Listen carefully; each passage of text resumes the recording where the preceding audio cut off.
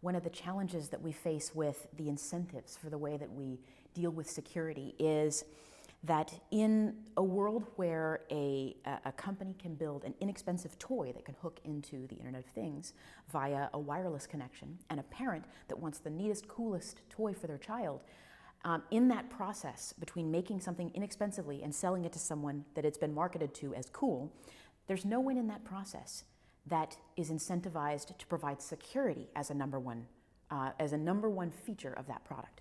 That's how you get things like parents buying internet-connected toys for their kids that are part of the Mirai botnet, right?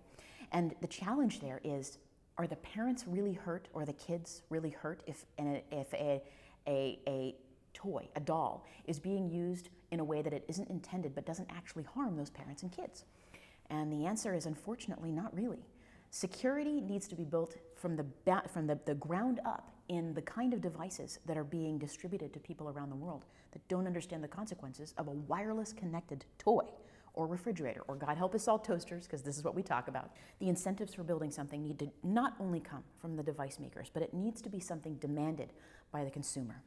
So there's that problem of incentives. And I'm going to say that the second problem really is it's fear. We think of computers as all-knowing, and people talk about artificial intelligence and machine learning like it is magic fairy cyber dust. It is not. It is not magic. It's math. It's statistics. It's old statistics. It's hoary, gray-bearded, ancient statistics. This is Bayesian learning, is all that it is. Decades-old statistics. And it's not advanced statistics at that. All we're doing is we're setting up information to be processed and learned and predicted from. That's it. There's no money in building security if the producer and the consumer, neither of which is incentivized to demand security in a product, don't care about it and aren't affected by the lack of security. Where's the money in making sure that security is there? In the second case, when it comes to the way that we treat artificial intelligence, often this assumption that the computer knows what it's doing, there's this built-in assumption that somewhere along the lines, security was also built in. When you can break into a system and no one is behind the scenes thinking about securing it, that's really scary to me. Now, the good part is that the people that I know that spend their lives and spend their careers trying to keep systems like this safe are deeply ethical and responsible. This kind of security isn't just a profession, it's a calling. The moral incentive is already there. I wake up every single day, and at Symantec, I know I get to keep 16 billion user sessions a day safe. That is a hell of a motivation to wake up in the morning and drink my coffee, maybe 3 coffees.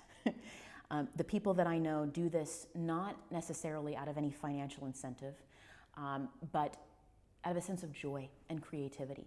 The people that I know that like to break into things do so because they first of all are mischievous.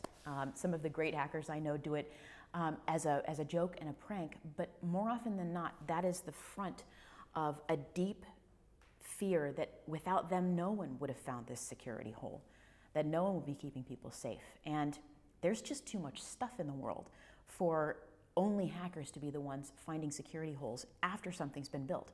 We need to be baking security in from the beginning. And to do that, I think we as a technology industry need to figure out how to properly incentivize product makers to build security in.